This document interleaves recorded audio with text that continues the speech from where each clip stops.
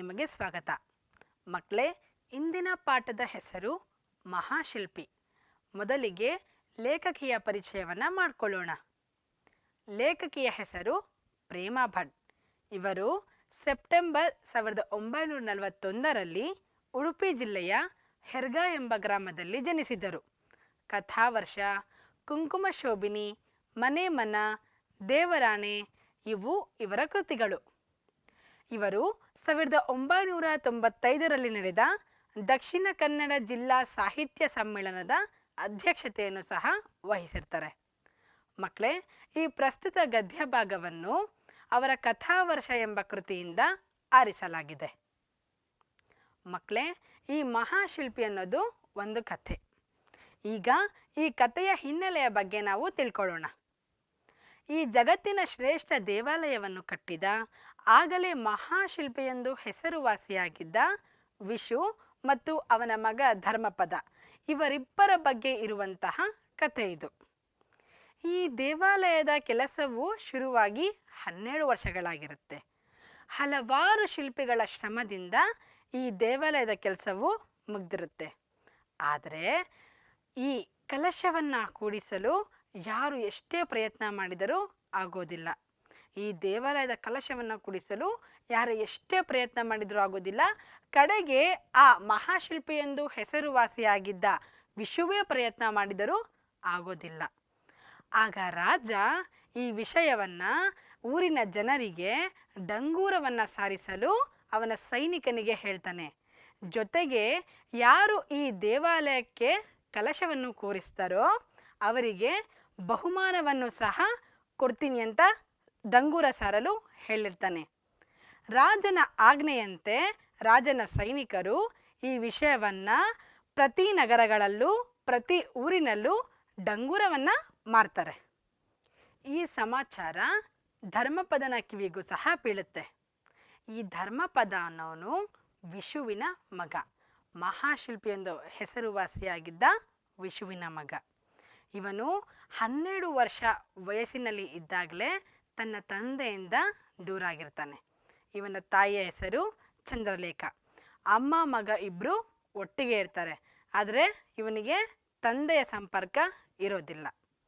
ಮಕ್ಕಳೇ, ಈ ವಿಷಯವನ್ನು ತಿಳಿದ ಧರ್ಮಪದ ತನ್ನ ತಾಯಿಯ ಬಳಿ ಹೋಗಿ, ನಾನು ಸಹ ಆ ಕಳಸವನ್ನು ನಿರ್ಮಿಸುವ ಅಂದರೆ ಕಳಸವನ್ನು ನಿಲ್ಲಿಸುವ ಜಾಗಕ್ಕೆ ಹೋಗಿ ಆ ಕೆಲಸವನ್ನು ಪೂರ್ಣ ಮಾಡಿ ಬರ್ತೀನಿ ಅಂತ ಹೇಳ್ತಾನೆ.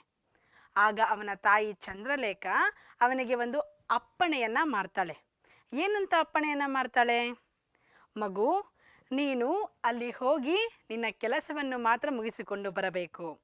ಯಾವುದೇ ಕಾರಣಕ್ಕೂ ನೀನೇ ವಿಶುವಿನ ಮಗ ಧರ್ಮಪದ ಅಂದು ಆ ವಿಶುವಿಗೆ ತಿಳಿಯಬಾರದು.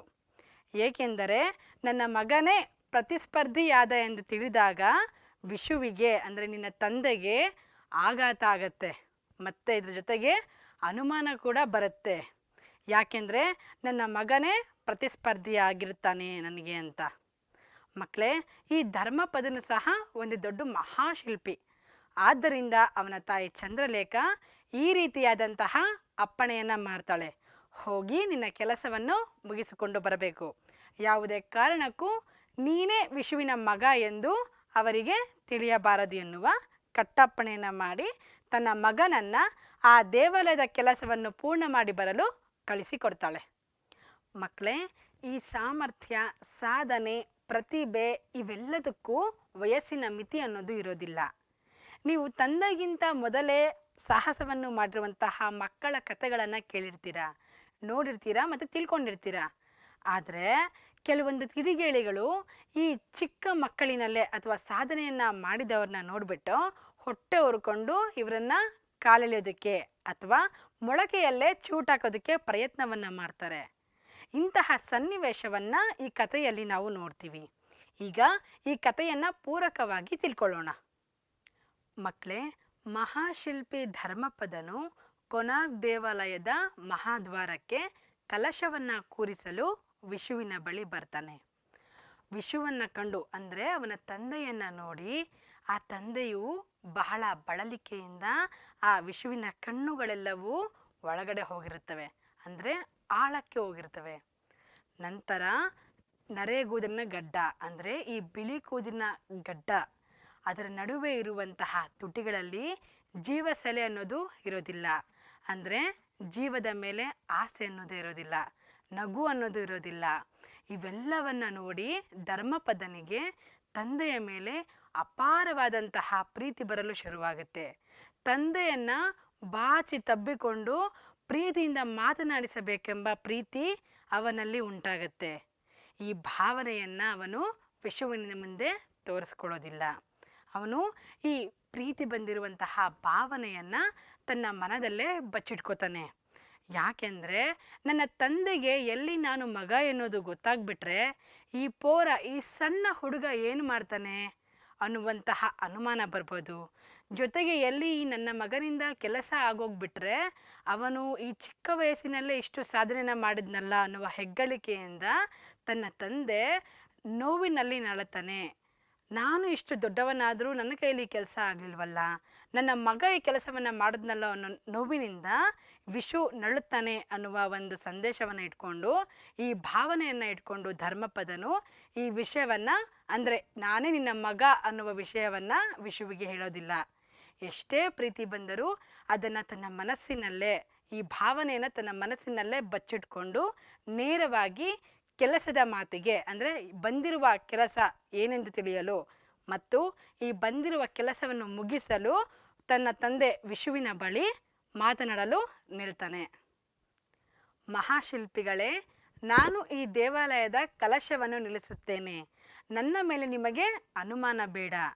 ನನಗೊಂದು ಅವಕಾಶ ಕೊಟ್ಟು ನೋಡಿ, ಪ್ರಯತ್ನಕ್ಕೆ ಜಯ ಖಂಡಿತ ಎಂದು ಧರ್ಮಪದ ವಿಶುವಿಗೆ ಹೇಳ್ತಾನೆ. ಆ ಧರ್ಮಪದನ ಮಾತನ್ನು ಕೇಳಿದ ವಿಶು ಎದ್ದು ನಿಂತು ಆ ಧರ್ಮಪದನನ್ನು ತದೇಕ ಚಿತ್ತದಿಂದ ನೋಡುತ್ತಾನೆ. ಆಗ ವಿಶು ತನ್ನ ಮನಸ್ಸಿನಲ್ಲೇ ಅಂದ್ಕೊಳ್ತಾನೆ, ನನಗೂ ಸಹ ಈ ವಯಸ್ಸರ ಈ ಪ್ರಾಯದ ಮಗನಿದ್ದಾನೆ. ನಾನು ಅವನಿಂದ ದೂರಾಗಿ 12 ವರ್ಷಗಳಾಯಿತು. ನಾನು ಅವನನ್ನು ನೋಡಿದಾಗ ಬಹಳ ಚಿಕ್ಕ ಹುಡುಗ. ಆಗ ಅವನಿಗೆ ವಯಸ್ಸು 6, 7. ಈಗ ಅವನು ಬೆಳೆದು ದೊಡ್ಡವನಾಗಿರ್ತಾನೆ. ಅವನೇ ಯಾಕೆ ಇವನಾಗಿರಬಾರ್ದು ಅಂತ ವಿಶು ತನ್ನ ಮನಸ್ಸಿನಲ್ಲೇ ಅಂದ್ಕೊಳ್ತಾನೆ. ಅವನು ತಡ ಮಾಡ್ದೇನೆ ಆ ವ್ಯಕ್ತಿಗೆ, ಅಂದರೆ ಆ ಯುವಕನಿಗೆ ಕೇಳ್ತಾನೆ, ಮಗು ನಿನ್ನ ಹೆಸರೇನು, ನಿನಗೆ ಎಷ್ಟು ವಯಸ್ಸು ಅಂತ ವಿಶು ಧರ್ಮಪದನಿಗೆ ಕೇಳ್ತಾನೆ. ಆಗ ಧರ್ಮಪದನಿಗೆ ಅಮ್ಮ ನೀಡಿದಂತಹ ಅಪ್ಪಣೆಯು ನೆನಪಾಗತ್ತೆ. ಆ ಧರ್ಮಪದನು ಅವನ ನಿಜವಾದ ಹೆಸರನ್ನು ಮತ್ತು ವಯಸ್ಸನ್ನು ಹೇಳದೆ ಸುಳ್ಳು ಹೆಸರನ್ನು, ಅಂದರೆ ನನ್ನ ಹೆಸರು ಮುಕುಂದ, ನಾನು 20ರ ಪ್ರಾಯದ ಹುಡುಗ ಅಂತ ವಿಶುವಿಗೆ ಹೇಳ್ತಾನೆ. ಆಗ ವಿಶು ತನ್ನ ಮನಸ್ಸಿನಲ್ಲೇ ಅಂದ್ಕೊಳ್ತಾನೆ, ಅಯ್ಯೋ ಹಾಗಾದರೆ ನನ್ನ ಮಗ ಇವನಲ್ಲ, ಅವನಿಗೀಗ 17 ವರ್ಷ ಅಷ್ಟೇ ಆಗಿರುತ್ತೆ. ಹಾಗೆ ನನ್ನ ಮಗನ ಹೆಸರು ಮುಕುಂದ ಅಲ್ಲ, ಧರ್ಮಪದ ಅಂತ ಈ ರೀತಿಯಾಗಿ ವಿಶು ತನ್ನ ಮನಸ್ಸಿನಲ್ಲೇ ಅಂದ್ಕೊಳ್ತಾನೆ. ವಿಶು ತನ್ನ ಮಗನ ಬಗ್ಗೆ ಮನಸ್ಸಿನಲ್ಲಿ ಯೋಚನೆ ಮಾಡ್ತಾ ಇರಬೇಕಾದ್ರೆ ಆಗ ಧರ್ಮಪದ, ಈಗೇನು ನೀವು ನನಗೆ ಒಂದು ಅವಕಾಶ ಕೊಡ್ತೀರೋ ಇಲ್ವೋ ಎಂಬ ಪ್ರಶ್ನೆಯನ್ನು ಹಾಕ್ತಾನೆ. ಆಗ ವಿಶು, ಆಯ್ತಪ್ಪ, ಇಲ್ಲ ಎಂದು ಹೇಳೋದಕ್ಕೆ ನಾನು ಯಾರು, ದೈವ ಸಂಕಲ್ಪ ಅದು, ಯಾರಿಂದ ಏನಾಗಬೇಕೋ ಅದಾಗಲೇಬೇಕು. ನಿನ್ನ ಸಾಮರ್ಥ್ಯ ಸಂಕಲ್ಪವನ್ನು ಏನೆಂದು ಎಷ್ಟೆಂದು ನಾವೀಗಲೇ ನೋಡೋಣ, ನೀನೀಗ ಕೆಲಸಕ್ಕೆ ಮುಂದೆ ಹೋಗು ಅಂತ ಹೇಳ್ತಾನೆ. ತಂದೆಯಿಂದ ಅನುಮತಿ ಸಿಕ್ಕಿದ ತಕ್ಷಣವೇ ಧರ್ಮಪದ ಉಳಿಯನ್ನು ಕೈಗೆತ್ತಿಕೊಂಡು ಆತ್ಮವಿಶ್ವಾಸದ ಜೊತೆಗೆ ಧರ್ಮಪದ ಶಕ್ತಿಯನ್ನು ಉರ್ದಿಸ್ಕೊಂಡು ತನ್ನ ಕೆಲಸಕ್ಕೆ ಮುಂದಾಗ್ತಾನೆ. ಇನ್ನೇನು ಕೈಗೆ ಉಳಿಯನ್ನು ಎತ್ಕೊಂಡು ಕಲಶವನ್ನು ಕೂರಿಸುವ ಕಾರ್ಯಕ್ಕೆ ಮುಂದಾಗ್ತಾನೆ. ಕಲಶದಲ್ಲಿ ಕೂರಿಸುವಾಗ ಆಗುವಂತಹ ಏರುಪೇರುಗಳನ್ನು ತನ್ನ ಸೂಕ್ಷ್ಮ ಬುದ್ಧಿಯಿಂದ ಗಮನಿಸಿ ಕಲಶವನ್ನು ಒಂದೇ ಸಮನೆ, ಅಂದರೆ ಒಂದೇ ಬಾರಿಗೆ ಕೂರಿಸ್ತಾನೆ. ಶತಪ್ರಯತ್ನ ಮಾಡಿದರೂ ತನ್ನಿಂದ ಕೂಡಿಸಲಾಗದ ಕಲಶವನ್ನು ಅರ್ಧ ಗಂಟೆಯಲ್ಲಿ ಕೂಡಿಸಿ ಜಯಬೇರಿ ಹೊಡೆದ ಹುಡುಗನನ್ನು ನೋಡುತ್ತಿದ್ದಂತೆ ವಿಶುವಿಗೆ ಅವಮಾನದಿಂದ ತಲೆ ತಗ್ಗಿಸುವಂತಾಗತ್ತೆ. ತನ್ನ ಪ್ರತಿಭೆಗೆ ಮುಳ್ಳಾಗಿ ಇವನು ಎಲ್ಲಿಂದ ಬಂದ? ಈಗಿವನು ಮಹಾರಾಜರಿಂದ ಬಿರಿದು ಬಹುಮಾನಗಳನ್ನು ತೆಗೆದುಕೊಳ್ತಾನೆ. ತಾನೀಗ ಕೈ ಕೆಳಗೆ ಕೆಲಸ ಮಾಡುತ್ತಿದ್ದ ಇತರ ಶಿಲ್ಪಿಗಳ ಮುಂದೆ ನನಗೆ ಅವಮಾನವಾಗ್ತಿದೆಯಲ್ಲ, ಎಂದು ತನ್ನ ಮನದೊಳಗನೆ ಯೋಚಿಸುತ್ತಾ, ಅಂದರೆ ತನ್ನ ಮನಸ್ಸಿನಲ್ಲಿಯೇ ಯೋಚಿಸುತ್ತಾ ಉದ್ವೇಗಕ್ಕೆ ಒಳಗಾಗಿ ವಿಷು ಜ್ಞಾನವನ್ನು ತಪ್ತಾನೆ. ಜ್ಞಾನ ತಪ್ಪಿ ಬಿದ್ದಿದ್ದಂತಹ ವಿಷುವಿನ ಸುತ್ತಮುತ್ತಲೆಲ್ಲ ಜನಗಳು ಅವನ್ನ ಸುತ್ತುವರೆದಿರ್ತಾರೆ. ಆದರೆ ಧರ್ಮಪದನಿಗೆ ಎದ್ದು ಹೋಗಿ ತನ್ನ ತಂದೆಯನ್ನು ಸಾಂತ್ವನ ಪಡಿಸಬೇಕು ಅಂತ ಅನ್ನಿಸ್ತಾ ಇದ್ರು, ಆ ಕೆಲಸ ಅವನಿಂದ ಆಗೋದಿಲ್ಲ. ಯಾಕೆ ಅಂದರೆ ಧರ್ಮಪದನಿಗೆ ಆ ದೂರದ ಊರಿನಿಂದ ನಡೆದು ಬಂದ ಶ್ರಮ ಬೇರೆ, ಜೊತೆಗೆ ಕಲಶ ಕೂಡಿಸಲು ಪಟ್ಟ ದಣಿವು ಬೇರೆ. ಹಾಗೆಯೇ ಅವನಿಗೆ ಬಹಳ ಹೊಟ್ಟೆಯೂ ಸಹ ಹಸಿವಾಗ್ತಾ ಇರುತ್ತೆ. ಇದ್ರ ಜೊತೆಗೆ ಇವನು ಮಾಡಿದಂತಹ ಸಾಧನೆ